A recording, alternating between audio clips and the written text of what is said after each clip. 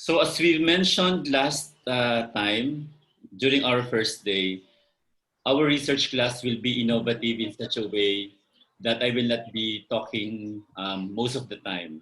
I do not want to be monotonous. I invited experts to help you. No, these experts are very knowledgeable and skillful on some topics that you will be needing that will help you further improve the quality of your proposal paper, especially for those students who are enrolled in seminar in research. Because this semester you are expected to submit your paper for proposal. And when you say proposal paper, that involves chapters 1 and 2 for Mecawine College. Chapter 2 is entitled Methods. No? And part of methodology of your research is data gathering procedure. That is why, just to recap, last week, we taught you on how to ensure that your instrument is valid and reliable. And there are two ways in which you can use an instrument. Either you adopt an existing reliable or valid instrument already, or you develop your own, but you subject them through validity and reliability testing. And that's our topic last week. So the reminder is that whenever we use an instrument, we have to ensure that the data gathering tool that we are going to use is going to be valid and reliable. And with the trends right now, we are in the Industrial Revolution 4.0 together, coupled with pandemic crisis. No? Face-to-face data gathering is definitely not allowed. So therefore, we invited IT experts to share their knowledge and skills about transforming your paperful instrument into an online or paperless documentation or data gathering. So I'd like you to listen very, very intently because that will be part of your methodology. You should be able to write in your methodology the method of your data gathering. And if you say that your method of data gathering is through face-to-face interview, that is not allowed anymore. The trend right now, if you prepare your paper, and in our panel defense, what I will be looking for when I sit in the panel would be the discussion about your online preparation of your instrument. And we have three experts here to teach you how to come up with an online presentation. Of course, uh, we have Dr. Kino Piat, Dr. Joseph Spino, and Professor Jonel Senita. So, to give them the floor, no? Hindi pala floor, platform. I'm now giving the Zoom platform to our first expert in the IT, in the field of information technology. We have Dr. Kino Piat. Dr. Kino Piat, take it away, please. Thank you very much, Doc Alvin. Good morning po sa lahat. Good morning po. And good morning po. Ayan, okay. Morning, Doc. Morning. So before we start, allow me first to share my presentation. This is a very short presentation na kasi we will be doing more of a hands-on activity. Pero pakita ko lang what will be the topics para aware tayo, what will be the end output of our presentation. Dapat sa umpisa pa lang, we already have the end in mind para alam na natin kaagad yung output natin. So let me just share my presentation.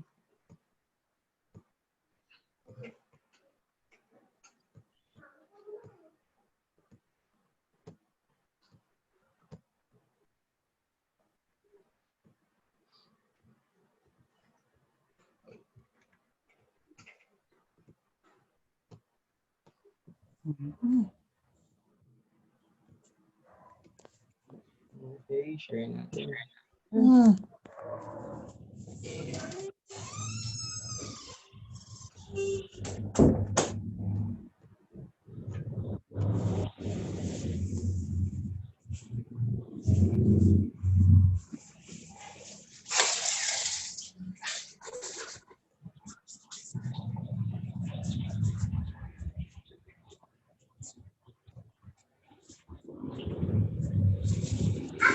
Okay, so good morning po ulit sa lahat. So the topic is all about the development of online research instrument. Okay, so together we will be discussing together with Professor Senita and Dr. Joseph Espino. So this will be the topics. Am I loud and clear po before I proceed? Yes po. We can Yes hear po. Dr. Yes po. All right, so thank you po. So ito po yung I will be as I am assigned for the first topic. So I'll be discussing about we will be using Google Forms kasi of course you all know naman that nowadays Google Forms is one of the very popular tool that we could use for online survey, creating of online questionnaire. Aside from its popularity is yung ease of use of the use of Google Forms na you don't need to be an IT or you don't need to be a web developer, you don't need to be too techy for you to understand this kasi po napakasimple lang po niyang gamitin. What is important lang is makita natin, malaman natin yung mga specific specific usage po niya and then yung mga objects na gagamitin natin in the use of Google Forms. Dr. Kino? Yes po. Before you continue, for the students, for the 100 plus students, I request that you mute your audio for the meantime, please, so that we can hear Dr. Kino clearly. Paki-mute mo muna. Ako na mag-mute ng all. Sige. Sorry. Okay. Pati si Dr. Kino na mute ko. Pa-open na lang ng iyo, Dr. Kino. Para mamarinig ka namin na mas maliwanag. Thank you.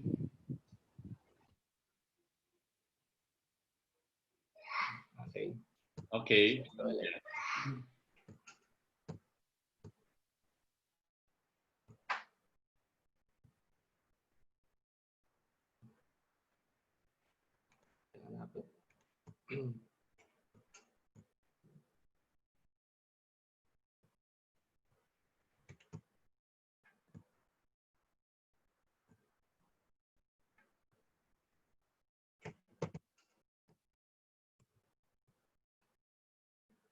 Okay, so ito po yung, once again, ito po yung first part. I'll be discussing the Google Forms in particular, how to access Google Forms, how to create questions in Google Forms, and how to use yung mga floating menus po natin.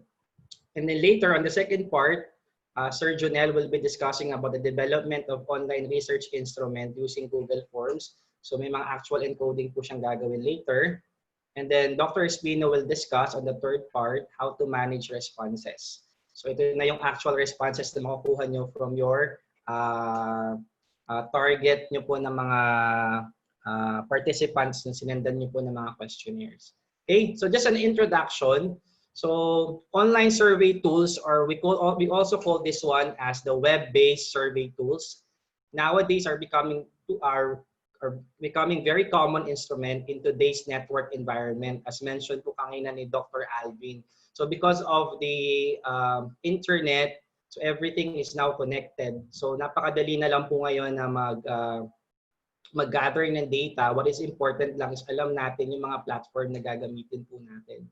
Second, researchers in the academia and marketing use these online survey tools for data collection. And of course, the advantage of web technology has come into handy in designing, developing, and obtaining users' response in a simpler way. Because as I mentioned a while ago, hindi po natin kinakailangan maging graduate ng IT para maging maalam po tayo sa paggamit nito. Because of course, this is a content management na po siya, napakasimple na lang po niyang gamitin. So ano po yung mga advantages of using an online survey tools? Number one, lesser cost in administrating questionnaire. Hindi na kayo mamamasahe. So send nyo na lang yung mga link. Later, I'll teach you how to do the link, paano nyo isi-send. So mas madali na lang po ngayon. Pangalawa, ability to reach out to a large population, geographical, temporal. So these are some of the advantages. Reaching unique population is also very easy. Especially kung halimbawa mayroon ng mga specific groups na po tayo, isi-send na lang natin doon yung link. So mas madali na. Like for example, ginamit po namin itong Google Form sa paggawa ng aming graduate tracer. So meron po kaming specific na mga, of course, merong yung school po namin, ay meron kaming isang page. So doon na lang po namin pinost yung link.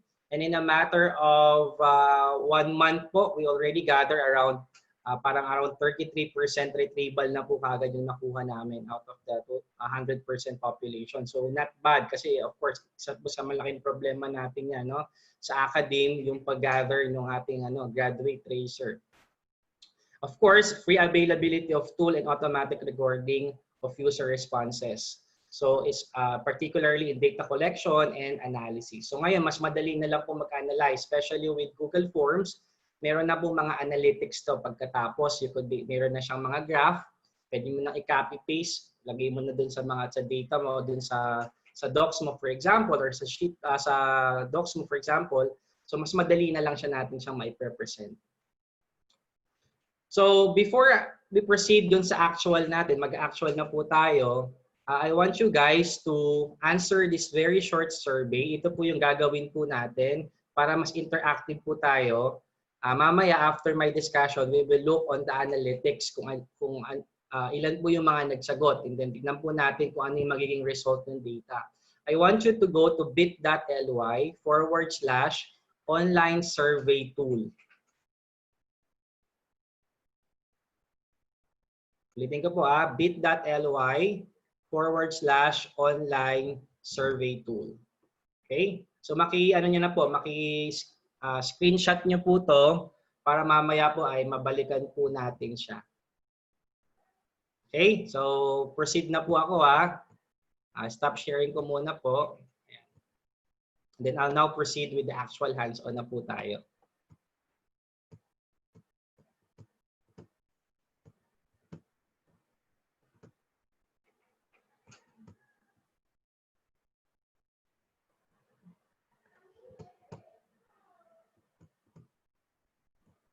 Okay? So ito po yung ito po ulit yung ating link. So now once na-click niyo po yung link, copy ko lang po to and then lagay ko lang po sa URL ko dito. Ito po yung supposed to be na makikita po ninyo. So this is the actual output po natin. So development of online research instrument. So dito first you will be asked for your email address. Sample lang po And then your complete name. May description na po ako dito. And then ito po example, paano po yung format. So importante rin po yan na once na nag-load tayo ng questionnaire, may mga description po dapat tayong nilalagay para guided po yung mga respondents po natin. Okay? And then meron po ako dito na tanong, I belong to. So may date po dito, I use a multiple choice option button. So for example, ako po ay pinanganak 1986. So saan po ako? Dito po ako sa Generation Y, Millennial. So name of institution school, I'm from Bulacan State University po. A designation, okay po, I'm part of the, I'm a professor. Then click ko lang po yung next. So ito na po yung sample out. At actually ito po yung gagawin po natin. Ito po ipapakita ko po pinapakita ko po sa inyo. Ito po yung gagawin po natin na actual. So how often do you use technology at work? So dito po, let's say ako po personally I extremely every day I'm using technology at work since naka-work from home po ako. What are some of the obstacles in using technology in the classroom? So ano ba yung mga in your own opinion po, ano po yung mga obstacles sa inyo in using technology in classroom? Lack of awareness po ba? Lack of access of technology? Ayan. So for example, isa sa problema po natin is limited connection in school. Ito po, ang ginamit ko naman po dito is you could do multiple answers po dito, check boxes. So mamaya gagawin po natin to. So halimbawa lang po, limited internet connection. Let's say, lack of support of the administration. Kasi kung ang administration natin is hindi siya inclined sa technology at up to now, medyo hindi pa rin nakikita ng administration natin yung importance of technology. So, may hirapan din tayong i-adapt yung technology. Then, dito naman, I use the linear scale. So, ito po yung mga gumagamit po tayo ng ito po, multiple grid po. How adept are you in using the following how adept are you in using Google Forms po to? Palitan ko na lang later. So Google Forms, are you extremely comfortable, very comfortable, somewhat comfortable, not comfortable? So let's say, for example, ako, I'm extremely comfortable using Google Forms. Please rate your overall interest in this session, development of online research instrument. So ano lang po, click nyo lang po kung ano po dito yung one is highly satisfactory. Sorry po, na dapat po to highly interested and uninterested. Edit na lang po natin mamaya. Okay? So for example, highly interested po ako. Then click lang po natin yung next. And then dito po, before submitting, just click I'm done. Okay. So yun lang po yung sample. Ito po yung gagawin po natin. Pinakita ko lang po ngayon yung magiging output po natin. So I'll do now. Now, paano po natin ginawa po tong questionnaire po natin na to? So I hope nasagutan nyo na po siya. Edit ko na po para... Wait lang po. I'm going to edit. Edit ko lang po siya. Mali po yung last part ko eh. Okay. Para lang po mas tayo, makorek na po kagad natin. So instead na highly satisfactory, let's say, so highly interested, kasi tinatanong natin yung interest. So highly interested. And okay, this one is not interested. So ganito na po yung paggawa po natin sa mga questionnaires po natin. Ano? So, interested, let's say moderately. Okay, moderately interested.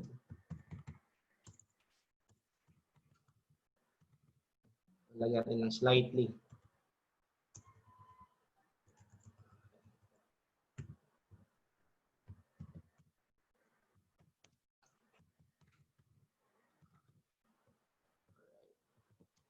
And so yung one natin as part of our description, highly interested. And then number 4 is not interested at all. Okay? So updated na po siya. Yan. Okay now. So ngayon, we will now create yung questionnaire po na ginawa ko para matesting po natin paano po ba gumawa ng isang online questionnaire using Google Forms. So the first requirement po natin, kinakailangan meron po kayong Gmail account. Kahit yung ordinary Gmail account lang po, wala pong problema. Okay? So dito po, once for example, ito na po yung Gmail account ko, meron po tayo dito na mga Google Apps. Right? So click lang po natin itong mga Google Apps dito and then we will now go inside the Google Drive. So aware naman po tayo what Google Drive is. So yung Google Drive po, ito po yung is where we store our files online. So online storage po to ni Google. Okay?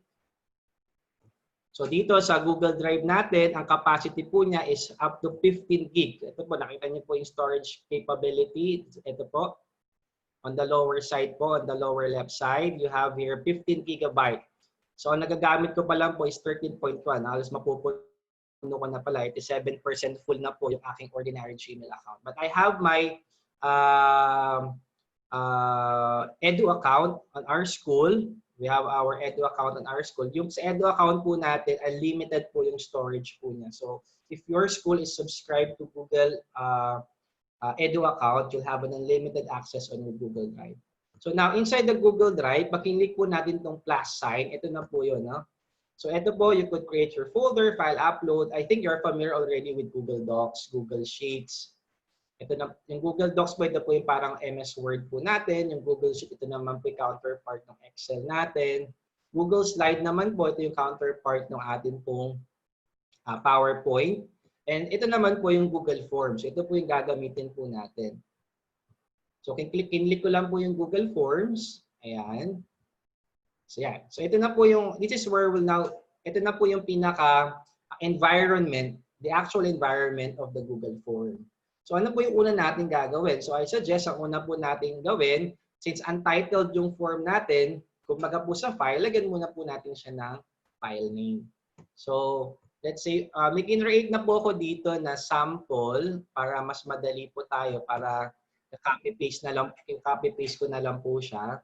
So let's say for example, the title is Development of Online Research Instrument. So ito na po yung gawin nating title, Development of Online Research Instrument. Okay, so ito na rin po siya. So ito na po yung maging title din po natin, Development of Online Research Instrument. Okay, then dito po sa baba, meron po tayong form description. So ano po yung form description? Of course, kayo na po yung maglalagay. Kung halimbawa yung questionnaire po na ipo-float ninyo, ano po yung purpose ng questionnaire na ginagawa po ninyo. So for example po, let's say ito po yung lalagay ko pong description. So para saan ba itong webinar natin na to on development of online research instrument. So let's say for example, ito siya. So in this webinar session, an attempt has been made to explore the potential advantages of web-based survey tools for data collection and analysis. It also explains how web-based survey can be designed and developed for data collection, particularly using the Google Forms. Okay? So ito na po. So meron na po tayong title, meron na po tayong description. So ito, pakita ko lang po. Ito po yung atin po, this one, we have here the preview. Pag kinlik nyo po itong I, so makita nyo na po siya, ano na itsura nung ginawa natin. So ito na po yung itsura ngayon nung ginawa po natin. Ito pa, so far, ang nagagawa pa lang natin is the title and description. So ito pa lang po yung visible. So ito po yung makikita na ng mga respondents natin if you'll be floating your questionnaire. So para ma-edit po natin siya sa baba, this one, makikita nyo po may parang lapis or ballpen. This is edit this form. So click nyo lang po itong edit this form para bumalik po ulit kayo dito. So now, at this point, maglalagay na po tayo ngayon ng mga questions po natin. Okay? So dito po tayo nagta-type ng questions and then dito naman po yung iba't ibang klase ng mga objects na pwede po natin gamitin, such as pwede po tayo maglagay ng short answer kung humihingi po tayo, let's say enter your name, so short answer yan. Kung medyo qualitative yung gusto ninyo, meron kayong mga gusto i-explain, so pwedeng paragraph yung type niya, medyo mahaba. You have your multiple choice. Sa multiple choice, of course, isa lang yung meron kang mga options, pero isa lang yung pwedeng niyang ma-select. You also have your check boxes. Ito naman po, multiple responses po yung pwedeng niyang i-select. Paano pinakita ko po sa inyo kanina. Gagamitin po natin to lahat later para ma-practice po kayo. And of course, you have here the drop-down. Yung drop-down po para rin po siyang multiple choice pero iba lang po yung itsura niya. Pag kinlik niyo po, may arrow doon later will be showing and then hanggang doon po yung different choices sa baba. And then file upload. So file upload, pwede silang mag-upload ng file such as mga doc file, any format. So pwedeng mag-upload. So pwede niyo rin po itong gamitin. So halimbawa, gusto niyo dun sa questionnaire ninyo, gusto niyo pong para makita yung credibility ng mga respondents ninyo, you're asking for their resume, for example. So, pwedeng file upload. So, i-upload ng respondents ninyo yung mga resume nila, for example. So, pwede po nyung gamitin yung file upload. And then, we have the linear scale. Yung linear scale po, ginagamit po natin siya for yung parang mga Likert scale po natin. So, dito, meron tayo, you could use any 3 point, 4 point, 5 point. So any type of Likert scale po, meron siya. Dito makikita po natin later. Meron din po yung multiple choice grade. So dito naman po is yung, mamaya will be showing you some examples of how to use this one. And then we have the checkbox grade. And even how we could also add date and time. So ito po yung mga objects na pwede niyo pong magamit dito po. No? And then of course, ito naman po, on this side, ito pa po yung mga pwede natin gawin. You put this one, yung plus sign, this is for adding question. Ito naman po, if you want to import questions, kung may existing na po kayong Google Forms, kinlik ko po siya, sample lang po. Ayan, kung may existing na po kayong Google Forms, ayan.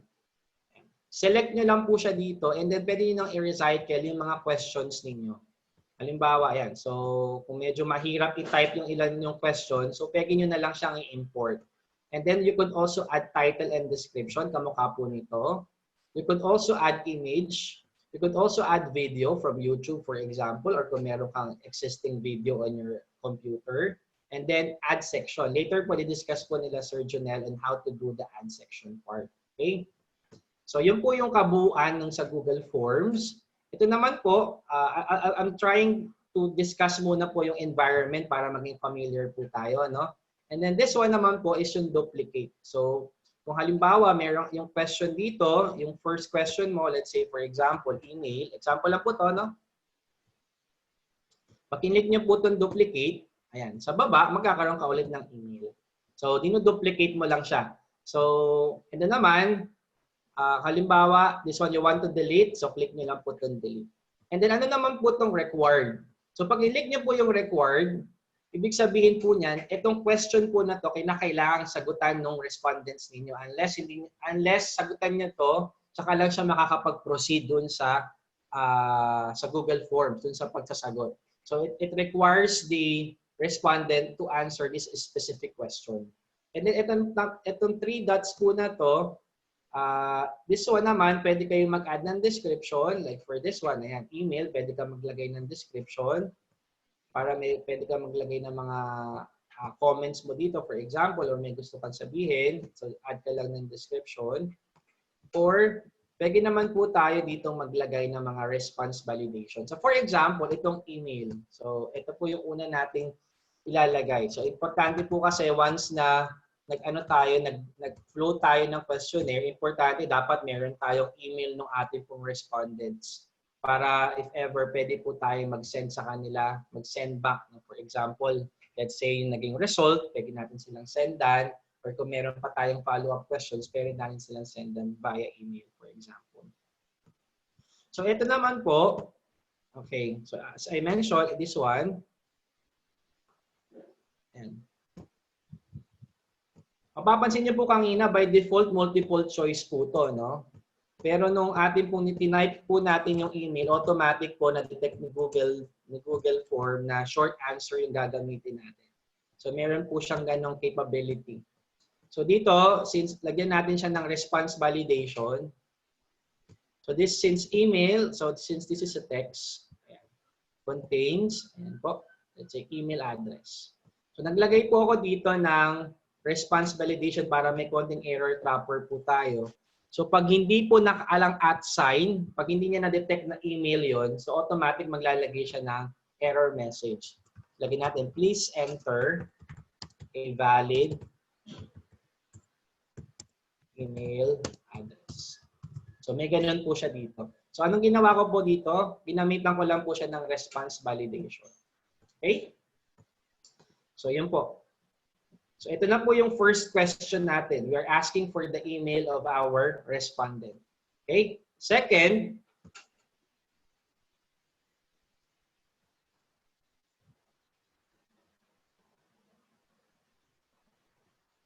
itan lang po natin siya.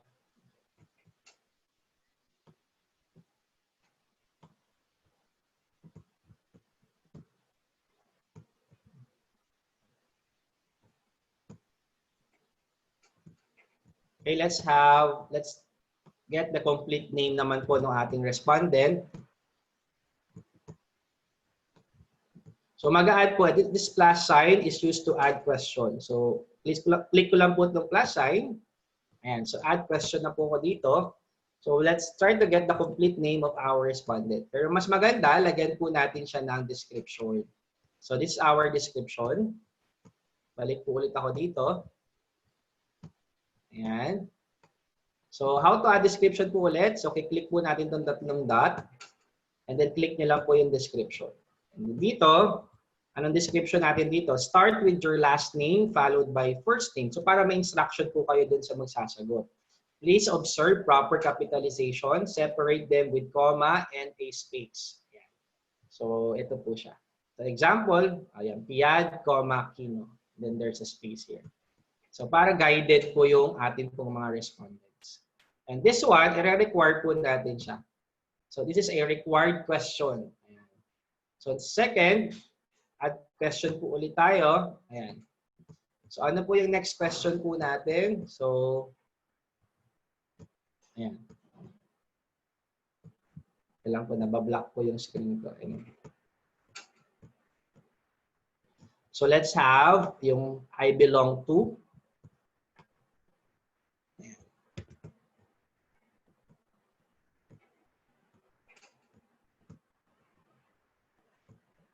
Okay. So dito, gagamit naman po tayo ng multiple choice. Ayan. So ano-ano po yung mga choices po natin? So first is, ikaw ba ay nasa Generation Z? So ito po yung option 1. Ayan. Pwede ka rin po dito instead of text, pwede po na image. So pag nag-add ka ng image po, ayan, upload mo lang siya. It's either, depende po kung saan nakasave. Sa camera mo ba, sa photos mo ba, sa Google Drive mo ba. So i-select mo lang siya. So ang sinasabi ko lang po dito is pwede kang mag-type ng text, or if you want it to be more appealing, pwede naman ikaw mag-add ng image. Okay? And then, for example, mag-add pa tayo ng iba pang option.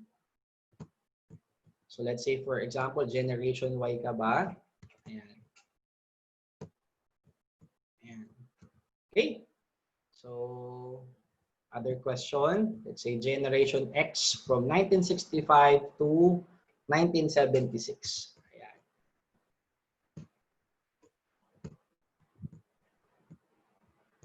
Yun. Okay? So ito naman po yung paggamit ng multiple choice. So hindi ko na po tatapusin pa yung mga questions, pero ganito lang po yung paggamit ng multiple choice. Sa Google Forms, napakadali lang po. If you want to, halimbawa yung Generation X, gusto mo siya yung mauna. Example lang, on the side, makikita nyo mag-iiba, di ba yung pointer ko mga kasama, it's on the arrow. Pag pinoint ko siya sa gilid, magiging siyang parang, parang cross. And then pwede mo na lang siyang i-click and drag. So ganun lang siya kasimple. So pwede mong i-click and drag para i-rearrange mo yung arrangements ng iyong mga answers mo dito. Kung ayaw mo naman, you could click X para ma-remove mo siya kung nagkamali ka, for example. So halimbawa ito na lang, hindi ko na po tatapusin. Pinakita ko lang po kung paano tayo mag-add ng questions on the multiple choice. And dito, pwede ka pa magdagdag ng other. So halimbawa, wala ka dito, pinanganak ka nung alasan mga, ang tawag dito, ano ba yung BC, yung before Christ ka pa pinanganak, for example. So other, pwede ka maglagay ng others po dito. Ayan. So tingnan lang natin, para lang makita nyo muna. Click ko lang yung I para makita muna natin yung ginagawa natin. So ito na po yung nagawa natin sa ngayon. So ito na po yung ating title, description po nung pinaka-form natin. Kung mapapansin niyo po, may asterisk. Kasi asterisk means required. So required na sagutan to ni respondents ko yung email. Halimbawa, naglagay ako ng ganyan lang, tapos pumunta na ako sa kasunod. Please enter a valid email address. Ito po yung validation na ginawa natin kanina. So madedetect po niya kung hindi siya valid na email address, particularly kung wala siyang @sign. Okay? So ito, complete name. Ayan na po siya. And then, itong I belong to. Ayan. Ito na po yung other sa sinasabi ko. Kung wala ka sa 1976, 1965, let's say for example, ikaw ay pinanganak ng halimbawa lang, 44 kasi wala sa choices. Ayan. So pwede mong ilagay. So yun yung purpose ng others. Okay? So balik po ako dito, edit this form. So leave ko na muna po ito.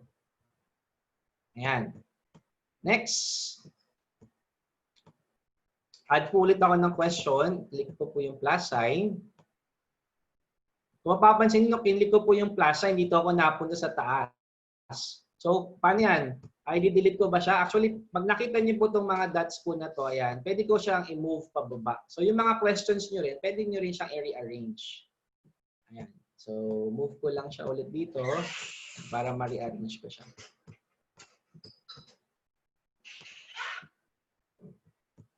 Ay, controls na.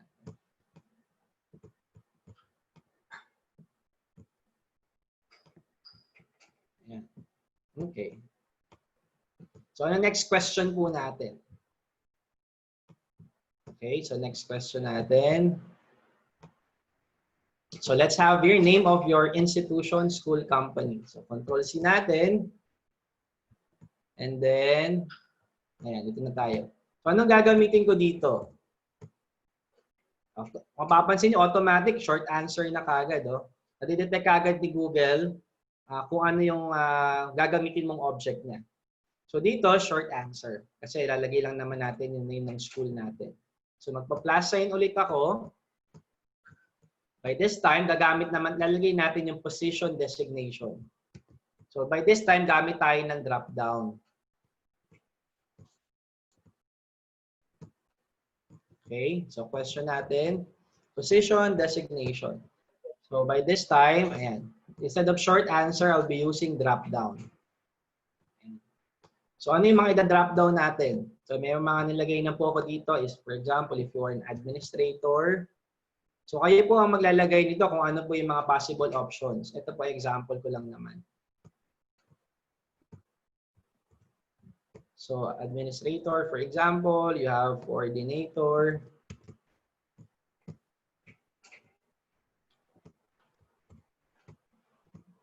Habang gumagawa po ako ito, hopefully po ay sinasagutan niyo po yung questionnaire na binigay ko po kanina because after this one, we will check kung ilan po yung nagsagot.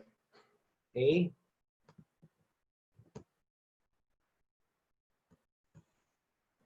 So habang ginagawa ko po ito, so far, meron na pong 22 na nagsagot ng ating questionnaire pero parang 100 plus po yata tayo. So makita yan, so ayan, 24, yan, tumataas na po. Balikan ko lang po yung yung ating pong ito po ulit yung link bit.ly sa mga bagong dating po. bit.ly/online survey tool. So puntahan niyo lang po yung link na to and please answer the questions on the survey. Thank you very much. So balik po ako dito sa ginagawa natin. Okay, so position po ulit. Professor. Ano pa? Teacher.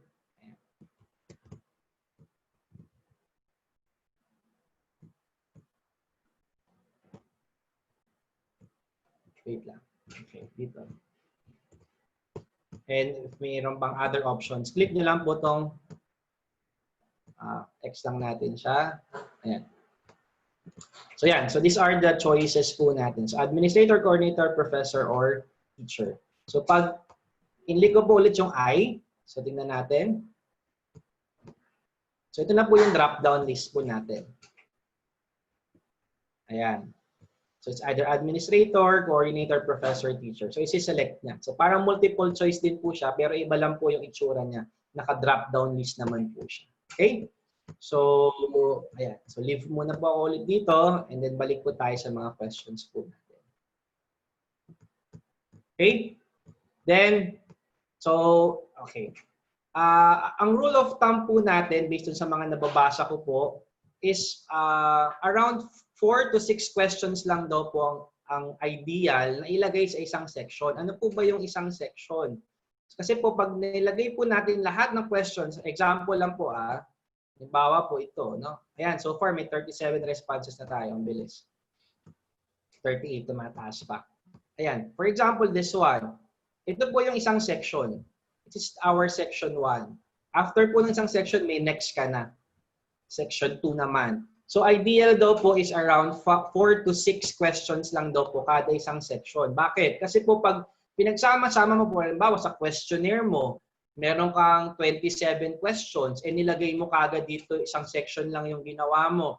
27 na tanong. E pag nakita ni user yan at binabaan niya, pakatama rin na po siyang sagutan. Ako, napakahaba naman pala ng questionnaire. Unlike kung po dito, of course, ano po siya, parang mind conditioning. So hindi pa nakita kagad lahat ng questions, naka-portion by portion. Kung parang mas madali po niyang madadissect siya kung portion by portion po natin ipapakita. Sa Google Forms, ang tawag po natin doon ay section. Okay? So balikan ko lang po ulit to. So now, section 2 na po tayo. Pangalanan po natin yung section 2 natin as a short survey. Okay? So ito po siya. Now, mag-a-add po ako ngayon dito ng ito po. So instead of question, ang i-add ko naman po ay section. So mag-add po ako ng section. So ang nakalagay po dito is after section 1, continue to next session. Ayan po. Mamaya po i-discuss ni Sir Jonel paano po yung branching para pwede kang pumunta from one section to another. So, yan. So dito po, I'll type Ang title lang po ng aking pong section to is short survey. And then after that, mag-a-add na ako ng questions ko ngayon. So ano yung first question ko? So dito, ang first question ko is how often do you use technology at work? Ayan. So anong gagamitin ko dito? So gamit lang ako ng multiple choice. Ayan. Delete ko lang po yung ibang tabs para... Ayan, so far po, meron na tayong 59 responses. Real-time po yan. So that's the beauty of Google Forms. So real-time, nakikita kagad natin yung number of respondents po natin. Pero I think nasabi ni Doc Alvin, nasa 100 plus tayo. So nasa more than like around 50% pa lang yung respondent natin dun sa population natin sa ngayon. Okay? So let's have first this one. Extremely often, every day. So lagay natin dito sa ating How often do you use technology? Ayan. Then very often, almost every day. Add option tayo. Ayan. So ganun lang siya kasimple. So kung yung questionnaire nyo nakalagay na siya sa, let's say, nasa Google Docs mo na siya or nasa Microsoft Word mo na siya, for example, na-develop mo na, ilalagay mo siya sa Google Form, kaka-paste mo na lang siya. Pag gawa na yung questionnaire mo, napakadali na siyang i-convert sa Google Forms para i-upload siya, no? Para gawin siyang online. Napakasimple na lang. Copy, paste ka na lang.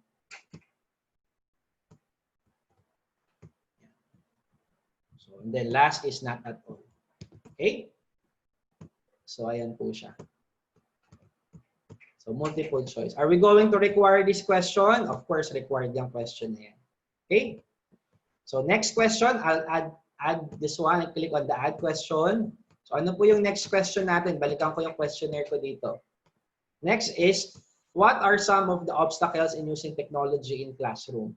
So by this time, maraming pwedeng sagot. So I'll use check boxes. Okay, so instead of multiple choice, I'll use check boxes kasi possible multiple answers yung makuha natin from one respondent. Okay? So halimbawa, lack of awareness sa mga tools. That could be one of the obstacle. Another one is lack of access to technology. Gustuhin man niya, wala naman siyang laptop, wala naman siyang internet, wala siyang mga gadgets, for example. Not enough time to learn how to use technology. And sobrang busy niya. Hindi na siya nakakapag-aral ng paggamit, for example, ng mga Google applications, for example.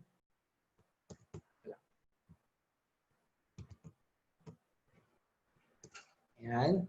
So ano pa yung mga possible obstacles? Lack of confidence. Ayan. So simpleng-simple lang ang sagot dito. Gumamit lang kayo ng Rexona. May confidence na kayo. Ayan. Okay. Lack of training. Lack of training. Ayan, kaya napakaganda po nung ginawa ni Doc Alvin sa atin. So, he invited different speakers from different topics. No? So, napakaganda na magiging output for sure ng inyo pong subject kay Doc Alvin. Siyempre, loves natin ng mga estudyante, Doc. Yes, tama. We have to give quality education. Then, lack of support by the administration. Kagandahan kung I think sa May Kawayang College, punong-puno ng support from the administration. Ayan. And then, ano pa ba yung mga questions ko dito? Pusin ko na, limited internet connection. So ito yung isa sa problema po natin sa Philippines, no? Napakabagal ng ating internet connection compared with other nearby countries po natin. And then, no internet connection in school. Ayan. Kaya tayo flexible learning ang ini-implement ng CHED. Kasi kung walang nasa mga liblib na lugar, walang mga internet connection talaga. So, module lang sagot. At saka yung ayan. Okay? Dokino. So, yes po. Yeah, that's why this lecture is recorded. That will take form, that will become asynchronous learning for those who were not able to attend today. Kasi almost 150 yan eh. Sa ngayon nakikita ko parang nasa 130. Yes. So yung iba siguro walang internet. And the reason why we are recording this for asynchronous learning naman. Kasi ngayon synchronous tayo eh. Kaya thank you so much, Doc Kino. Okay, tama po yung sabi ni Doc Alvin. So dito, we are using the combination of synchronous and asynchronous modality kasi sabi nga natin, no student should be left behind. Okay? So, yan. Then after this, so add ulit tayo. So ito na po yung atin, gumamit po tayo ng checkboxes kasi multiple response po yan. And then add question po ulit tayo. Balik tayo sa questionnaire natin. Ito naman, by this time, gagamit na tayo ngayon ng multiple choice grade. How adept are you in using the following Google, mali po yung question ko dito. Kasi it's supposed to be how adept are you in using the following Google Suite application. Pero since Google Forms lang naman po dinidiscuss natin. So, how adept are you in using Google Forms? So, para malaman lang natin yung knowledge ng mga students natin ngayon sa klase ni Doc Alvin kung maalam na ba siya sa paggamit ng Google Forms. So, mamaya makikita natin yung sagot dito. Baka mamaya pala, Doc Alvin, puro magagaling na sa Google Forms ng mga student natin. So, how adept are you in using Google Forms? Control C. Ayan, lagay ulit natin dito. Ayan, so sa question natin. So, how adept are you in using Google Forms? Ayan. Oh, by the way, did I click required? So, required to. So, click natin yung required. Ayan. So, make sure after you type all your questions, make sure you have to be sure kung yung question na ito ay required ba o pwede namang hindi siya required to answer. So you have to select this one. Okay? So dito po, ayan tayo. So dito gagamit ako ng multiple choice grade. So multiple choice grade. Ayan po, multiple choice grade. Ayan. So dito ano yung lalagay ko sa row 1? So sa row 1 po, lalagay natin dito, of course, we will write here Google Forms. We will type your Google Forms. So ito kasi yung i-assess natin, Google Forms. Now sa columns natin, lalagay ngayon natin yung mga dito. Are you extremely comfortable using Google Forms? Are you very comfortable of using Google Forms? And somewhat comfortable.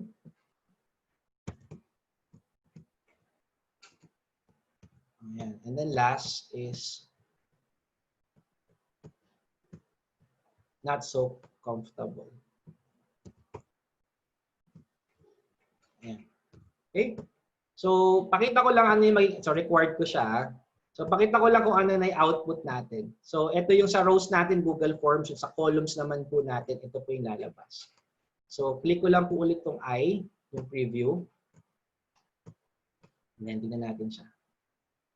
By the way, sige, sagutan ko muna po siya para mabuti tayo dun sa next.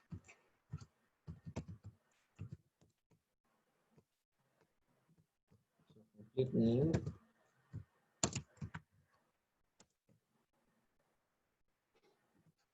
Okay. School. Position. Let's say, for example, professor. Next. Okay? So ito po siya. Ito na po yung itsura. Ito po yung kanina, yung ating pong ginawa. Ito naman po yung ito po yung multiple grade. Ayan.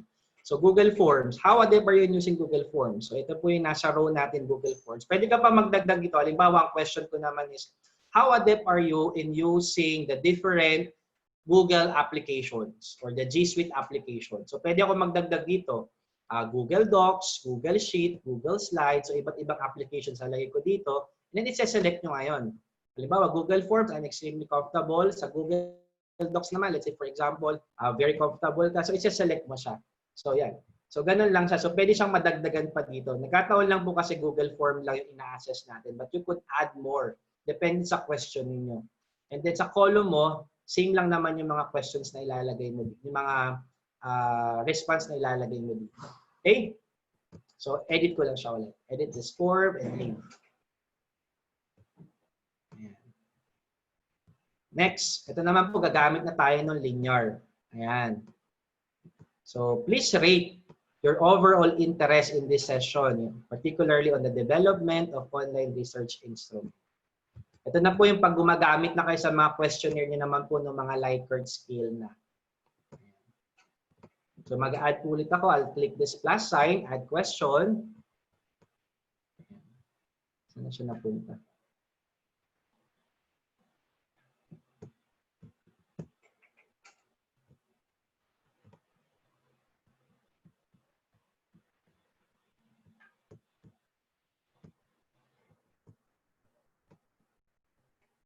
Okay, ito po. So dito siya napunta. Delete ko lang po to. And then this one, I'll go to drag it down. So ganun lang po siya kasimple. So pag namali ng position, pwede mo siyang i-drag lang. So wala ka nang i-code. Kaya sabi ko, you don't need to be an IT to create this mga online survey tools natin. Kasi drag and drop lang siya. And then may mga options ka lang na select. Okay? So please rate, set yung question natin. Kung mapapansin nyo, automatic, nag-linear scale na siya. Nadidetect na niya. May AI na si Google. So, dinidetect na, pinipredict na niya kagad kung ano yung gagamitin mo. So dito, linear scale na kagad.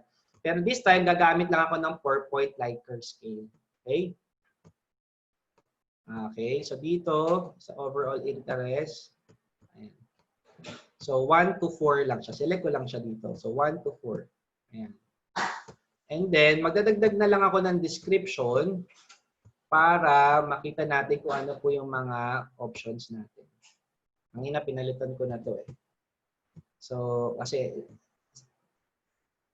interest yung inaano natin. So, halimbawa is, sabi ko kanina, highly interested, lagay ko na po dito. You are highly interested on this particular session. Yung pinaka namang dulo is you are not really interested. So, not interested. Okay. Tapos yung 2 natin kanina, sabi ko, moderately interested. And then you have here, slightly interested. So, hindi ko na po type. Okay. So, highly interested. So, ano yung label 1 natin? So, ang itatype nyo na lang po dito is yung una at saka yung huli. So, dito, we will type here, highly interested. So, yung 1 natin will correspond to highly interested. Kung gusto mo naman, yung 4 yung highly interested mo, depende po sa inyo. Since dito kasi nilagay natin sa description natin, 1 is highly interested, yung numerical value po natin. Then 4 is not interested. Not interested. Interested. Alright. And required natin siya. Okay? Tapusin ko na po So dito naman, ang last part na natin is section 3, mag-a-add ako ng last section. So before submitting, para lang, usually dito, nilalagay natin ngayon, is about the Data Privacy Act. Hindi lang ako nakakuha ng excerpt nun. Pero pwede nyo ilagay sa last section ninyo is about the data privacy na yung respondent ninyo is willing to share his information based on the Data Privacy Act. So pwede nyo i-cite yan para meron kayong disclaimer sa dulo. Okay? Dokino? Yes po. That is why their next topics next Saturday will be about data privacy and doing research. Yun ang next topic nila next Saturday. Ayun, sakto pala. Sakto, yeah. Yes, very timely. So dito yun, as I mentioned, pwede kayong mag-add ako ng section dito, no? Yung suggestion ko nga sa inyo, yung sa last section ninyo, pwedeng yun yung... Pagupit nga nito. Ano po ba gugupitin natin dito? Pagupit daw ng buhok. Kaya magpapagupit ng buhok, ano mo na. Ayan, yun lang, actually, nang nakakapagpasaya sa online. Okay. Minsan, we are not aware na naka-open pala yung microphone natin. But of course, as we eventually, habang ginagawa natin lagi to, magiging used na rin naman tayo dito. Magiging mas, aware tayo dun sa mga behavior natin online. So dito, I'll add question. So by the way, maglalagay muna pala tayo ng description. So ang description lang po natin dito. So ito yung description natin. Though yung description naman po is optional. So checking I am done signifies that you have checked all the information and answer given in this form. So dito I'll use checkbox kasi i-check niya. Sabi natin dito is I'm done. Okay? And then type ko lang yung dito, lalagay lang niya is I am done.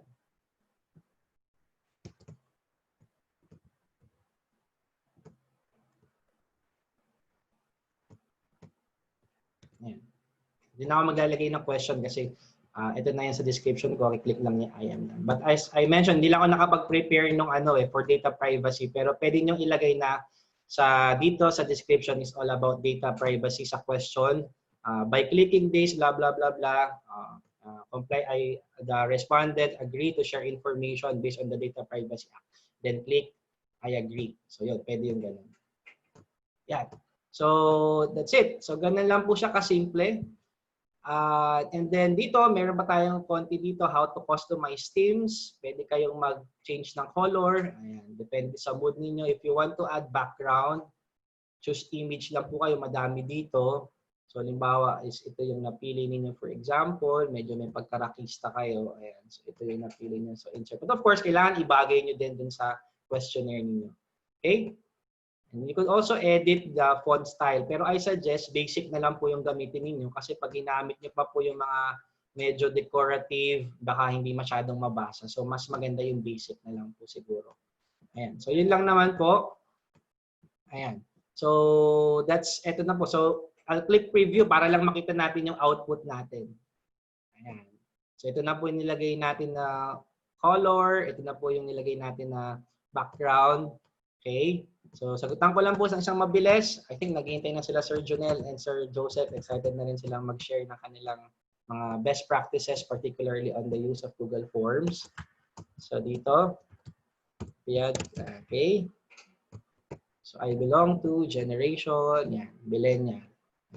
Kabatch ko si Doc Albi. Name of institution. Generation Z ako, Doc. Ay, mas maano ka pala sa akin. Kaya sa'yo, 21 pa lang ako. pala, 21. Okay. K-pop, ano, 21. Right. Okay, next. So, yan. Often, so extremely everyday. So, halimbawa, what are the obstacles? So, lagay natin, ito yung mga obstacles, for example lang. Okay. Extremely comfortable. Okay. At the interest, let's say I'm highly interested, and click next. Ito na po yung huli natin ginawa sa section 3. So, makita nyo naka-by section siya. Ito na po yung section 3. I'm done. So, i-click lang niya, I'm done. Okay. So, that's it for my part. So, pakita ko lang muna po kung ilan na yung respondents natin na nagsagot dun sa ating po kaninang pinasagutan ko po sa inyong questionnaire. Saan na yan? Okay? Ayan. So far, Doc Alvin, nakakuha tayo ng 97 responses habang ako po nagsasalita. We have recorded 97 responses. Tingnan po natin, ano? So dito, so ito yung questions natin sa Google Form. Ito na po yung mga responses natin. So ito na po sinasabi ko sa inyong analytics. So dito, based on the 97 responses, 69.1. Ayan, ka-bracket namin si Doc Alvin nga pala ay Generation Z. Konti pa lang yung ka-bracket niya, 14.4%. Ako ay 69, yung favorite number ko pa. So 69.1% yung Generation Y. So with this, begin na kagad tayo mag-come up ng interpretation dito na more than the majority are coming from this particular age bracket. And then, mostly, mga teachers yung andirito natin, but there are 8.2% mga bossing, mga administrators kasama natin dito. Magandang umaga po sa inyong lahat, sa mga bossing natin dyan. How often do you use technology at work? So dito po, 55.7%, extremely often. Halos araw-araw nilang gamit ang technology. And then 37.1% are, almost every day. And then somewhat often, and then meron tayo dito na dalawang nagsagot na not so often, mga 1 to 2 times a week silang gumagamit ng technology. What are some of the obstacles in using technology? Ito, nakaano tayo dito, multiple answer, ano? So dito, makikita natin, ang pinakamataas is ito. Tama nga tayo, ano? Ito siya is, limited internet connection in school. So yan yung problem talaga natin sa Philippines, ano? Minsan kahit may pambayad ka, kung wala namang linya doon sa area mo, walang spot, so useless din. So limited internet connection, 66% ang nagsabi nun. And then ang sumunod is ito na lack of awareness in tools. So, kaya maganda po itong ginagawa ni Doc Alvin. In-educate tayo on the different platforms na pwede nating magamit. Kaya ito po yung napili namin yung Google Forms kasi ito yung pinaka-basic, pinaka-madali, and of course, I think one of the very powerful tool na pwede natin magamit. And then, how adept are you in using the following the Google, how adept are you in using Google Forms? Nagkamali tayo dito.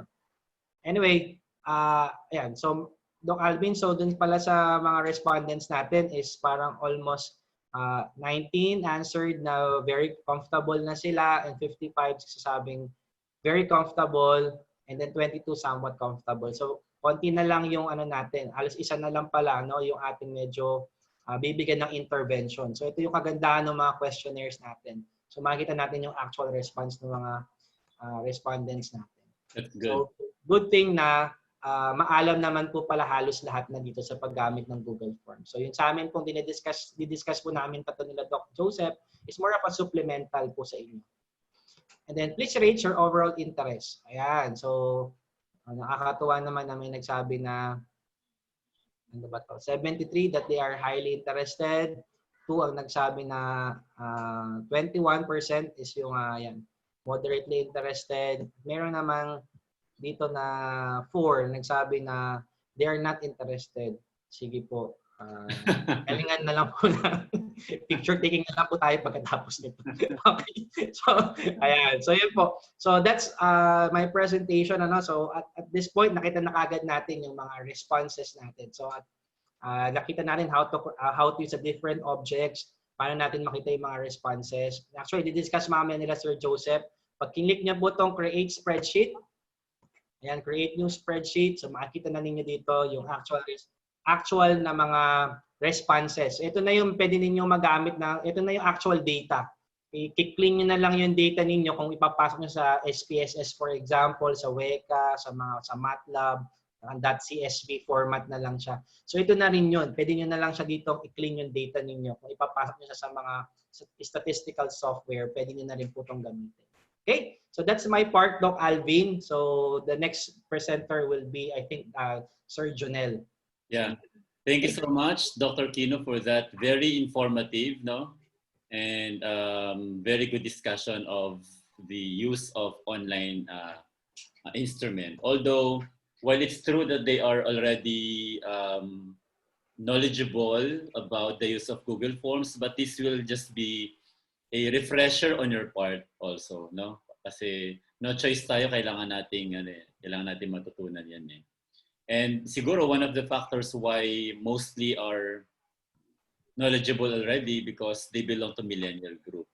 And if they are public school teachers, sanay rin sila sa Google Forms. So at least na-validate ko ngayon, I'm now comfortable and I'm now at ease that you will not have any problems about data gathering, no, when you do your thesis. Thank you so much, Dr. Kino Piat. We will now proceed to another equally excellent professor in IT. We have Professor Junel Senita. Thank you, Doc Alvin, and thank you, Doc Kino Piad, for sharing your knowledge and expertise in Google Forms. And now we will proceed in developing an online research instrument. I-share ko lang po yung screen ko.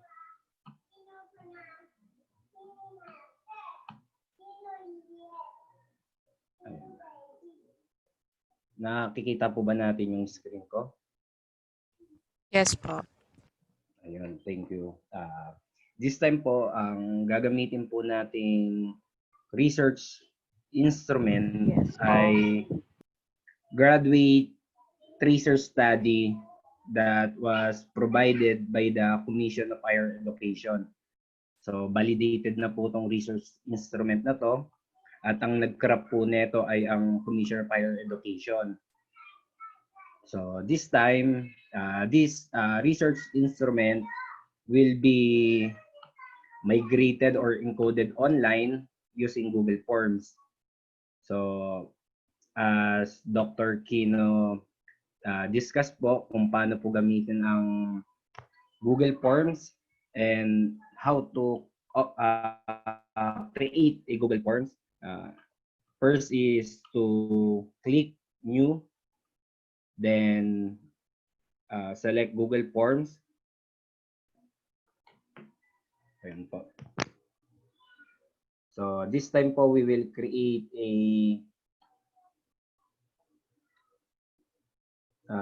graduate tracer study of May Kawayang College. So first is we, as Dr. Kinopia discussed earlier, na we need to put the title.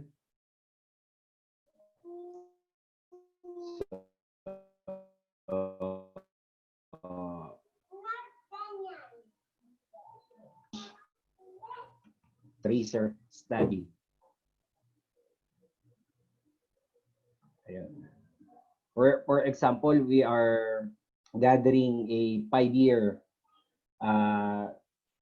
tracer study. So school year 2015, 2016 to 2019, 2020. Then we will create a description. Hello, graduates.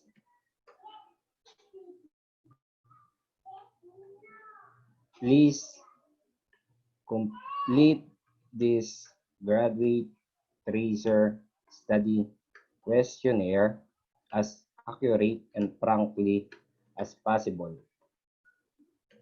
May we request to provide the information needed by checking the box corresponding to your responses. The responses will be used to assess graduate employability. All information that will be provided shall be treated with utmost confidentiality. Ayan po. Since aware naman po tayo sa Data Privacy Act, kapag sinagutan po kasi ng mga graduate po natin ang tracer study, they will be providing their personal information. So we will ask for their permission. Do you wish to participate? Ayan. Since sobrang automated ang Google Form with AI, so automatic nagsasuggest po agad siya ng ang question na gagamitin natin is multiple choice, at the same time the possible answer. So select yes and no, then click required. Ayan po. This time po i-discuss ko po kung paano gamitin yung branching. So we'll just add section.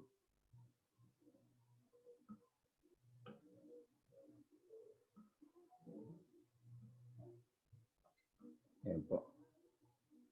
Then if the participant click yes question, and if no, magpo-proceed po siya sa consent. Inform consent. So mag-ano po tayo rito. Thank you for your time. You have selected not to participate in the survey. Ayan. So, gagamit po tayo ng branching na sinasabi po ni Dr. Kino kanina. So, for us to able to branch, or in other term po is go to section based on answer, we'll just click the 3 button next to required. So, click go to section. Ayan po. So, if the participant wish to participate, go to section question. If not, inform consent. So try po natin yung branching kung nagra-run ba ng maayos. Ayun po. Ayan. If yes, next, and question. If they do not wish to participate, consent. So mag-end na po kagad yung survey natin. So, and let's proceed po. Then for us to easily filter the participant, yung mga answer po nila, we will filter them by course. So, for example, in the sample in my Kawayan College, for example, they have 2 colleges. College.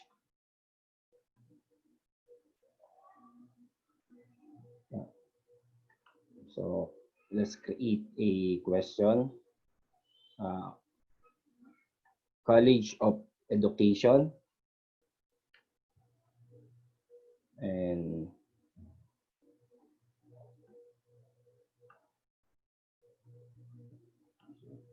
so lang po. Ang question natin is, please choose your department. So first answer is College of Education. Second is College of Technology. So for example, in my Kawayan College, they have 2 colleges, College of Education and College of Technology. So if they selected College of Education, they will be branching to section College of Education. And since dalawa po yung choices natin, mag-create po tayo ng additional 2 section. So, College of Education and College of Technology. So, we will use the branching po ulit to navigate from section 2 of College of Education. It will be go to section 3 if they selected College of Education. Then if they selected College of Technology, they will be branching to section 4. Ayan po. I-try po ulit natin if the branching is successfully. So, yes. Next. If they selected College of Education, next. And College of Education. Then if they selected College of Technology, and College of Technology. So, for example po, in the College of Education, they have 2 add question po tayo. They have 2 courses. Please select a course. And po. For example, they have Bachelor of Secondary Education, and the other course is Bachelor of Early Childhood Education. Ay, sorry. Ilagay ko po pala sa College of Technology. So, pagpalitan na lang natin. Pwede natin siyang i-drag. Like Dr. Kino teach us earlier. So, yun. So, next, in the College of Technology, we will create a question course. So, for example, they have Bachelor of Science in Information Technology. Next is Bachelor of Science in Computer Science. So, ito po siya. Try po ulit natin kung magpo-proceed siya. Ayun. Check po natin kung ano po yung magiging output. Click preview.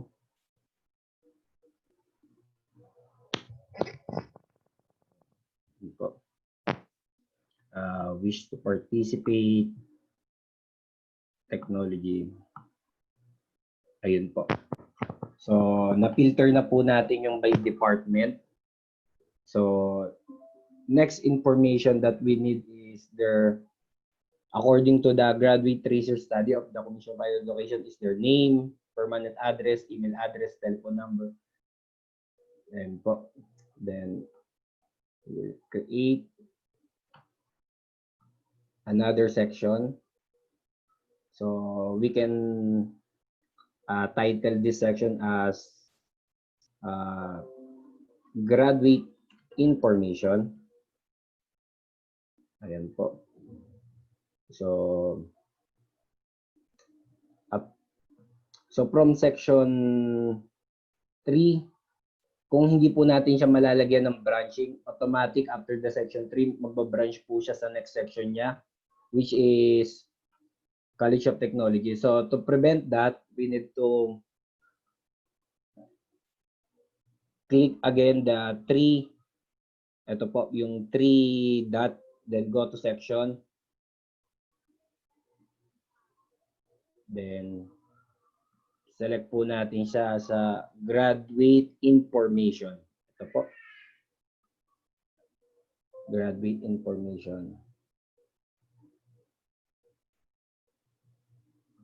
Same din po rito sa College of Technology.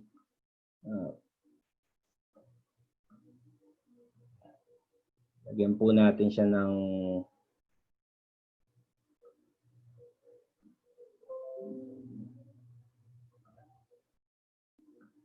ayan. So, after po nilang mag-select ng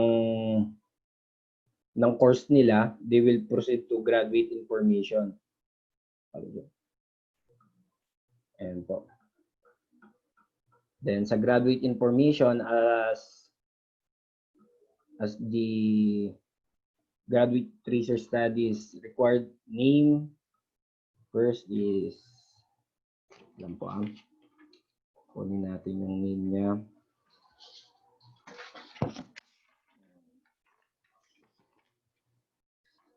So Janelle, Yes po, Doc. do you plan to input all of them, the contents of the graduate tracer study, or sample lang? Sample lang po, Doc. Bali, ang ano po siya, 7-page po siya.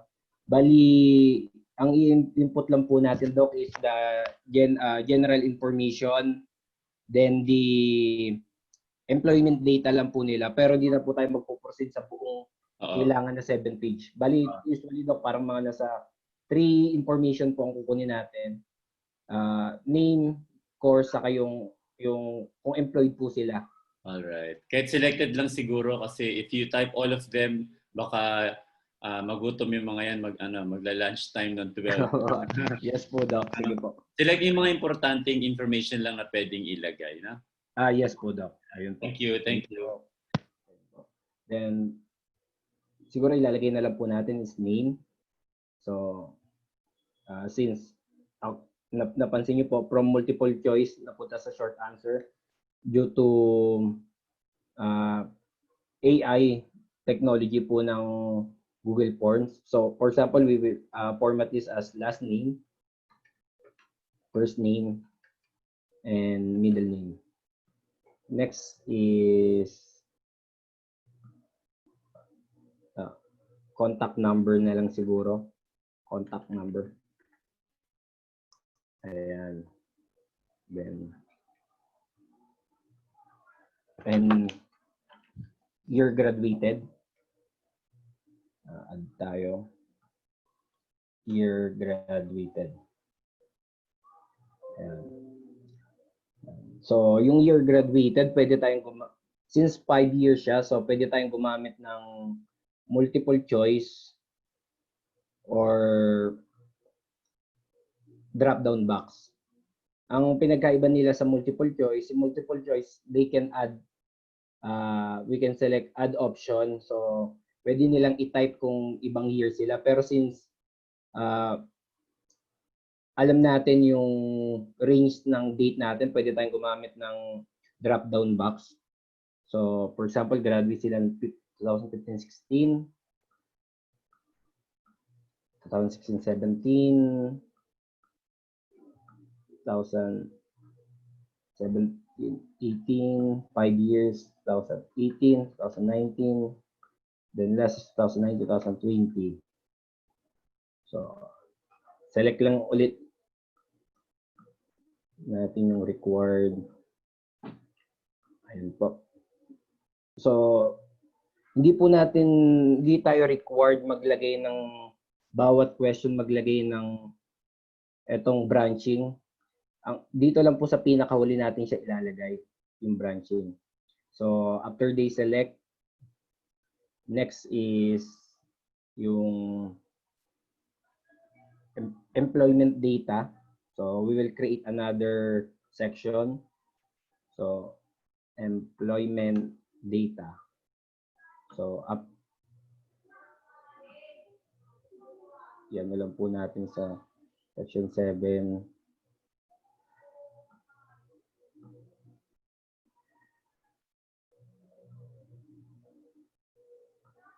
Ayan.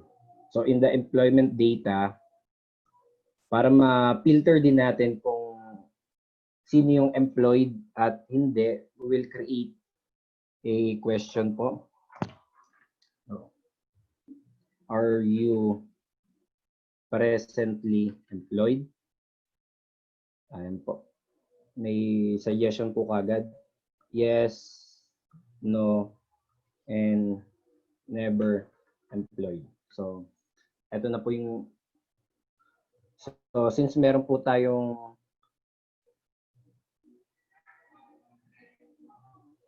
presently employed, 3 possible answers, so we will create 3 section.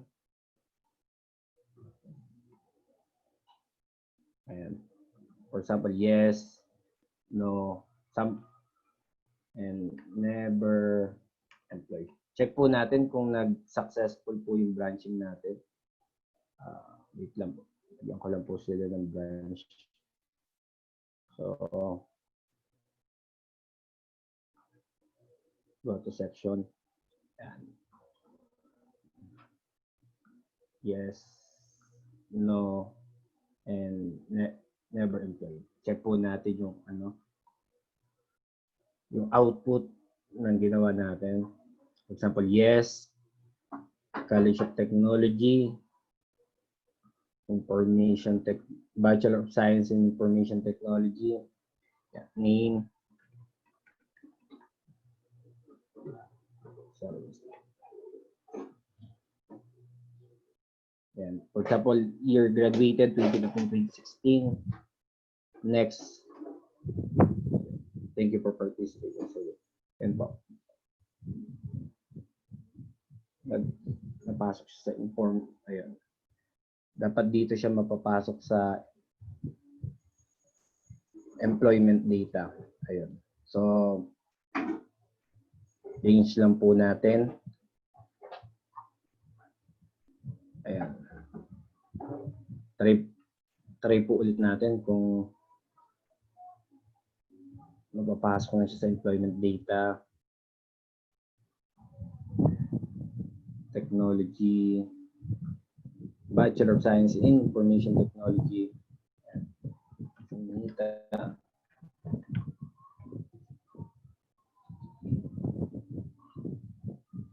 Ayun. Ayun, pumasok na po.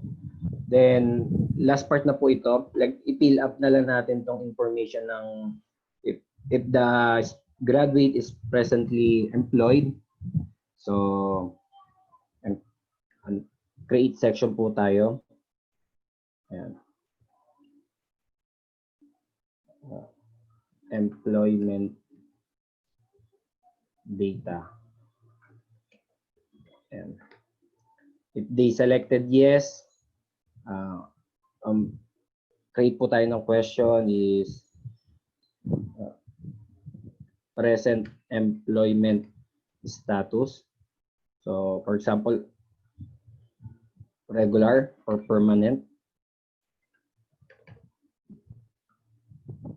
contractual,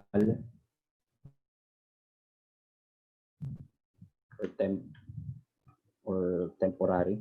Ayan po. Then, add po tayo another question. For example, ang question natin is present occupation. Ayan po. So, since maraming possible occupation, ang recommendation ko is short answer para hindi po tayo mahirapan mag-isip ng mga type of occupation. Then, yan po. If they selected yes, ito po yung lalabas sa screen po ng participant natin. Then, if they selected no, for example, they selected no, what were your reason for changing job?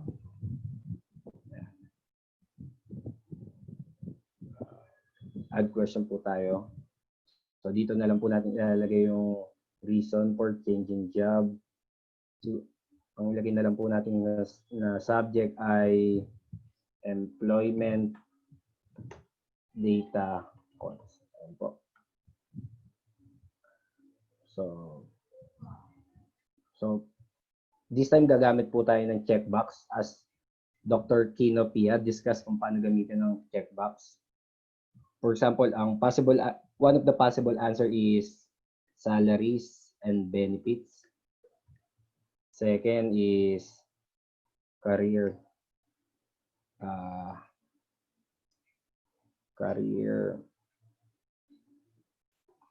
challenge or other.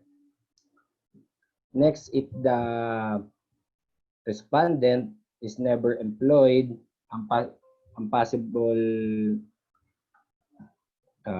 question natin is please state reason why you are not yet employed. Ayan po. So, checkbox po ulit ang gagamitin natin this time. For example, advance or further study. Next is family concern.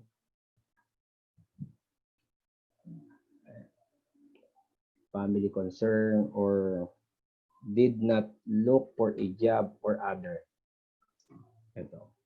So they can write their own answer po. Then after that po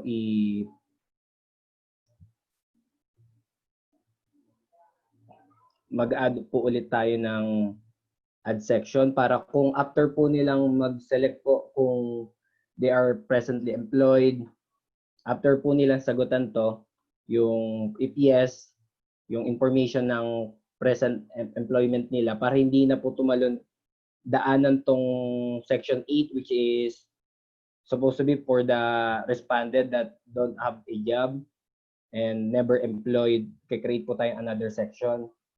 So, for example, in our last section, suggestions. So, list down suggestions. List down suggestions to further improve your course curriculum. Ayan po. Ayan, paragraph po siya since long text answer po siya. Then, para po ma-branch yung sagot natin dito sa employment data. Employment data. Ayan po. I-branch lang po natin siya. Dito. Ayan. Tulad po rito sa case po na to, ang question type po na ginamit natin ay short answer. Ang branching po na gagamitin natin, etong dito sa part po na to, yung lower part ng section. Ito. So, after answering the employment data, mapupunta po siya sa section 10, same as dito po sa section 8. We can use ito po, yung suggestion. So,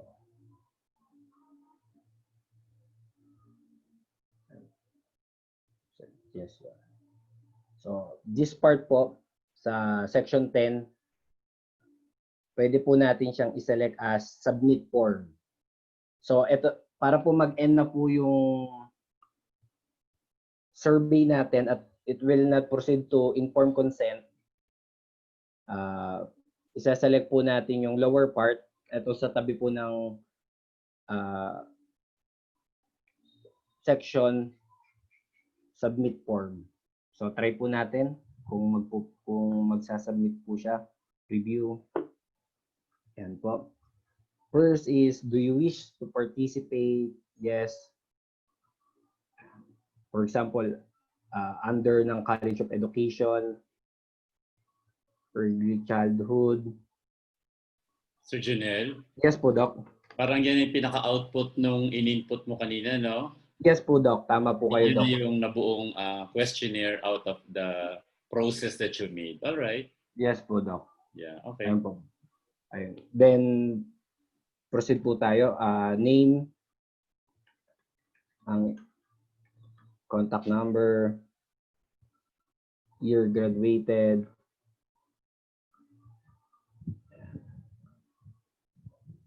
And next is, are you presently employed? If yes, ito po yung magiging interface natin, yung information ng employment. If not, ito po yung magiging interface, yung reason for changing job.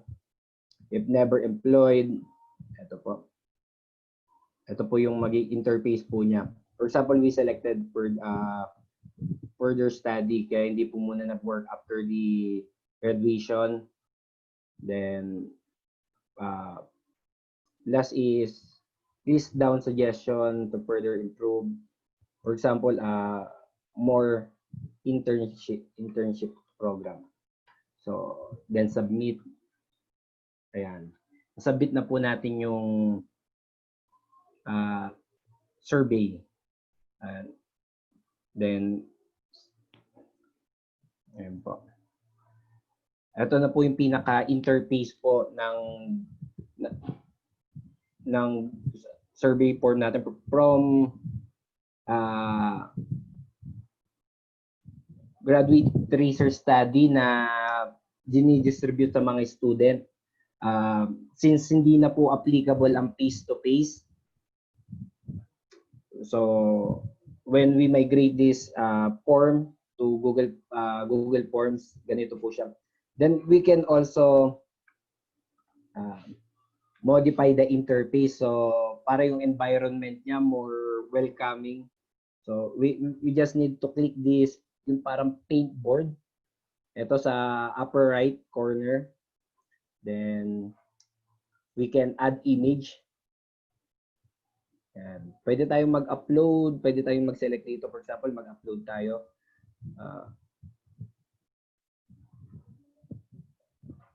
Then desktop.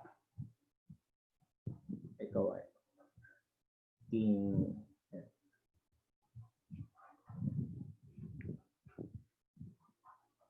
and done. Junel, Yes po, Doc. Kinakabahan ako sa upload mo, baka iba ma-upload mo pa. Nag-download po ako, Doc, sa ano lang ito. Baka iba lumabas, Doc. Nagtatago. Naka-hidden po, Doc, yung mga photo. Baka yung lumabas, mga Goldilocks. Oo. Kinabahan ako, recorded pa naman to, baka iba yung lumabas. Ayun. Kung mapapansin po natin, automatic the interface of the Google Forms, nag-blend po yung background niya or yung theme color according to the image. If hindi po tayo satisfied sa theme color, we can change the theme color by clicking the upper left. Ito pong theme color. So we can select green. Also the background po, we can also change. Ayan po. Ayan. We can also change the font style. Pero I highly suggest na wag po natin baguhin. Kasi for example, when we select formal, hindi po siya readable. Parang pumayat po yung text. So I suggest to select basic lang po para mas po siya readable. Then ayun po. Yun lang po. All right. I think that was also very informative, no? And very useful. Again, especially for those who are in the proposal defense stage, I will be requiring you to print screen the actual form, Google form, plus the link. Di ba may link naman yan, Sir Janelle, ano? Yes po, Doc. Magiging part ng appendices natin sa thesis defense will be the actual print screen. So kung yan ang page mo, i-print screen mo lang yung lahat ng content niyan. Pero doon sa chapter 2 nakalagay doon na yung link kung anong link na kanilang na yung gagamitin, no? And maganda yung combination ni Sir Janelle ng kulay. I like the color green, no? Reflective of his mind and of his brain. Thank you so much, Sir Janelle. And I think sa DepEd, hindi lang nila magagamit ito sa thesis, no? Pati nga sa mga estudyante nila, pag sila nag-survey, pwede rin nilang gamitin to, no? And that's very good. Now we will now proceed to our last, but definitely not the least presenter, no? Dr. Joseph Spino. If we still have something to share, we would like to listen to you. Meron ka pang 15 minutes left kasi 11:45 na. Good morning, Doc Alvin. Good morning. Good morning, MC Yans, Doc Kino, and Sir Janelle. Ayun, halos lahat na-discuss na po, no, ng ating colleagues. But wala, isa short yung nakalimutan po ng makasamahan natin. Let's say, I use the forms that created by Doc Kino, no? So suppose you're done with the instrument, no, and you need to send this, of course, no, to your respondents, no. So click lang po natin yung send. Yan. So there's 3 options here. You can send it via email. Kung marami po yan, siyempre isa yung tatype yan. So or John, may share screen ka ba? Wala. Ay, sorry. Aha. Sorry, Doc. Okay lang. Baka lang sabi ko may materials kang ipinapakita na ikaw lang ang nakakakita dyan. Or my eyes only. Huwag mo ipapakita yan. Baka makakita nila eh. Kasi narado ko yung pinto eh. Yan. Okay, so going back, no? So this is the form created by Doc Kino, no? And we have 102 respondents. Example, no, wala pang respondents and you want to send it through your respondent. So you may send it through email, no? And of course, you need to type the email, no? Or kung yung i-broadcast, you just click this link, no? So pa napakahaba na link, no? So mahirap na din makabisado yan. You make it shorter, no? By clicking this shorten URL. Yan. So kakopy lang po natin yan. yan na po yung ating pwedeng i-paste sa ating URL. So yun, so pwede na po silang mag-join dun sa ating instrument. Also,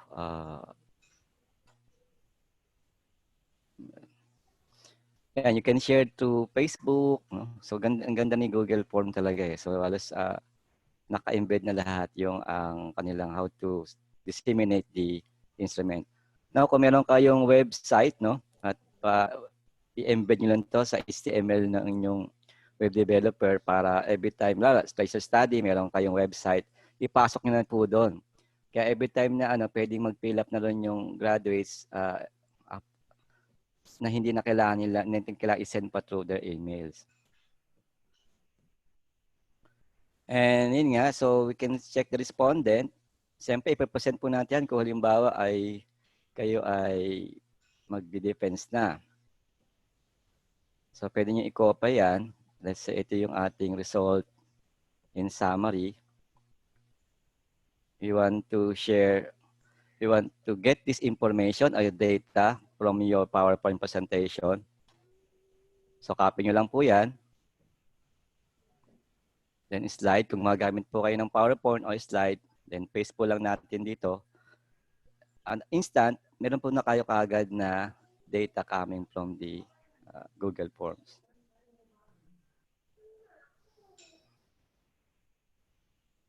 Yan. No? Ganun po. So, ganun siya kadali. No? Pinadali talaga yung ating mga dati na mga ginagawa how to present, get information. Also,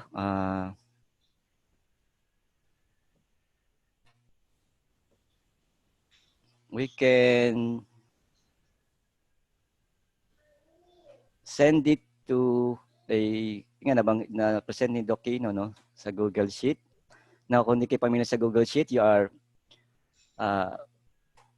familiar with the Excel, no? You can download this or export into Excel.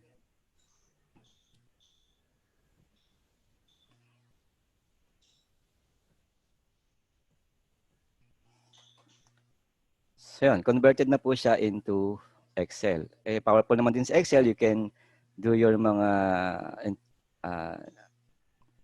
statistical treatment in Excel or you can use Minitab, Matab, or yung SPSS na meron nun.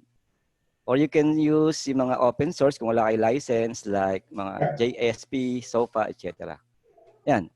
Ganito lang po, pag-import ng Excel, then pwede nyo na po rin yung gamitin yung mga field name na to at yung mga data as your gathering information. What else? I think kayo lang naman, Doc, kasi na-discuss na nila Doc Kino at saka ni Doc, ni Sir Jonel. Ganun lang po kadali ang paggawa ng Google Forms. All right. So I think Dr. Joseph Spino is done, and everything, I guess, was clearly explained and discussed by our three invited experts in the field of IT. And as mentioned by Dr. Kino, you need not to be an IT expert to do this, no? Yes, siguro kahit nga college student, kayang gawin ito. But nevertheless, pinagawa ko pa rin itong activity na to for the purpose of those who are still not familiar.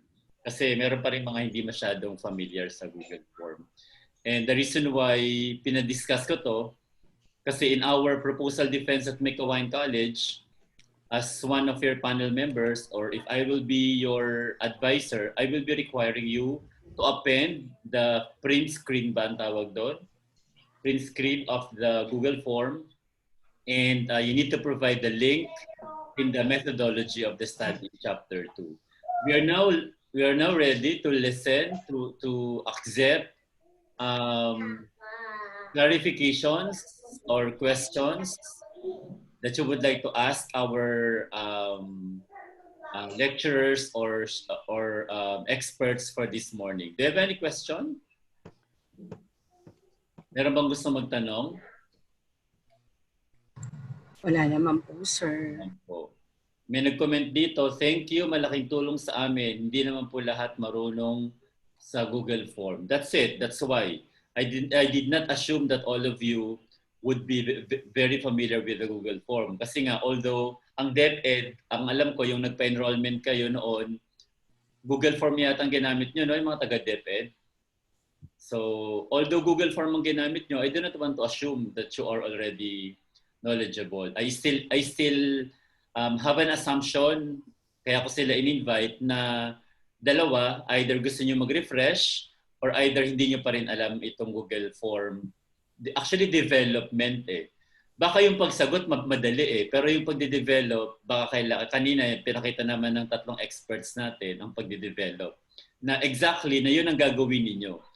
Kumbaga, you are just transposing the printed instrument into an online form. Ganun lang kasimple ang ating discussion for today. So, meron pa po ba? Kasi puro thank you ang nakita ko, nababasa ko dito. Puro salamat. May tanong lang po, Ay, Doc. sige po. Meron po. Sige po. Cindy Macaso po. Ang itatanong ko lang po, for example, kasi sa mga Google Form na pinakita ni na Sir kanina, meron na po siyang mga paragraphs na kung saan interpreted na po yung answer by each question. So, ang tanong ko po yung sa magiging, sa statistician po, for example, paano po namin yun, thank you po. Yeah. The Google form will provide you with the basic statistics such as descriptive statistics. Kasi the Google form can provide you a frequency count, for example. Siguro some descriptive statistics like percentages, frequency distribution. May mean ba dyan, Doc Ino? Nag-average din ba siya? Actually, sir, ala siya. Descriptive lang siya. More on frequency lang talaga yung... Purely frequency and percentage. Hindi niya kayang sagutin yung mga high statistics like inferential statistics, yung mga correlation, comparison, yung mga art test. Wala yun. Ang maganda sa Google Form, as I've mentioned during the opening of our class, is that this will facilitate the easier data gathering kasi nga online siya. But then again, kailangan nyo pa rin magpa-statistics. Ang maganda, yung pag na-generate nyo na yung summary ng data ninyo kanina sa Excel, pinakita ni Doc Joseph tsaka ni Doc Kino, yun ang pwedeng ibigay niyo sa statistician ninyo na pwedeng gamitin for SPSS. Kasi that Excel data can be transposed to SPSS the software and then doon na pwedeng i-computein. No? Kaya baka yun ang isa sa mga limitations ng Google Form. Hindi siya pwedeng mag-compute ng mga high statistics. It's purely frequency distribution and percentages. Tsaka kung gusto niyo gumawa ng mga illustrations like bar graph, pie graph, pwede kayong bigyan ng Google Form. But not the very difficult statistical treatment siguro. Miss Cindy, nasagot ko ba yung tanong mo? Very well said. Thank you po, sir. Ako, may very well said pa ako. Maraming salamat. Ano kaya grade ko doon? Sige, may mga question pa ba? We still have 4 minutes kasi 11:56. Kailangan mag-end tayo ng 12 para makapag-lunch kayo ng 12 to 1 kasi 1, pasok na kayo para sa statistics naman natin mamaya. Dr. Reynaldo Cruz will still be our lecturer this afternoon for our statistics, inferential statistics. Meron pa? I think silence means none. No? Dr. Pino, Dr. Joseph, and Professor Janelle, you're very glad kayo ay merong mga matatalinong estudyante ngayong araw natin. Ibig sabihin, naintindihan nila lahat. Imagine mo, nakuha kagad nila, ibig sabihin, matataas ang IQ ng estudyante natin ngayon. Kuha kagad Basic, nila. Doc, basic. Dalawa yan. Mataas ang IQ nila at magaling ang mga lecturers. Kaya nagkaintindihan parehas. And again, for the purpose of asynchronous learning, this is recorded and later on, I will upload this in our FB page. I also will upload this in my YouTube channel. If you want to access at gusto nyo balikan yung discussion, pwede nyo na lang mabalikan. And for next meeting, next Saturday, please do not be absent because one of the very important topics will be discussed by Attorney Frederick Gayla, that is about Data Privacy Act. That is very important because in research, we need to take good care of our data, no? Na minsan hindi natin alam, ay nababiolate na natin yung data privacy.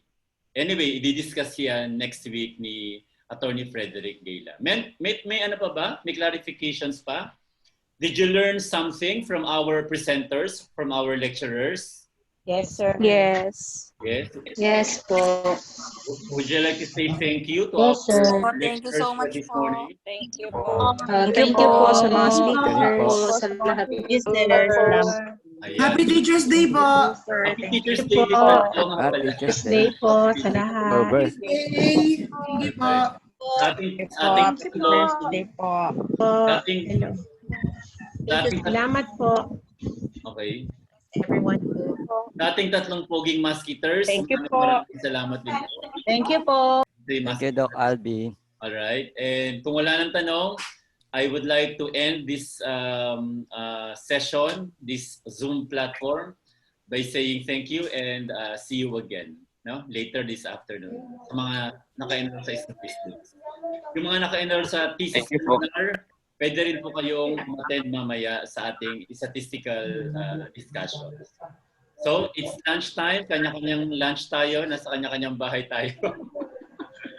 Doc Kino, Doc Joseph, and Prof. Junel, maraming Salamat po. No? Thank you, Doc Alvin. Hope to see you again. Bye-bye. Thank you very much po. Mag-picture na po kayo. Tapos Thank you po po. po. Again, may reminder. Salamat po. Thank you po. Mag-picture na po kayo for attendance check. Meron na po. Meron na. Thank you po, sir. Thank you po. Alright. Sige. Meron na po. Salamat po. I will end this meeting na ha. Bye-bye. Thank you, Sir Nuki!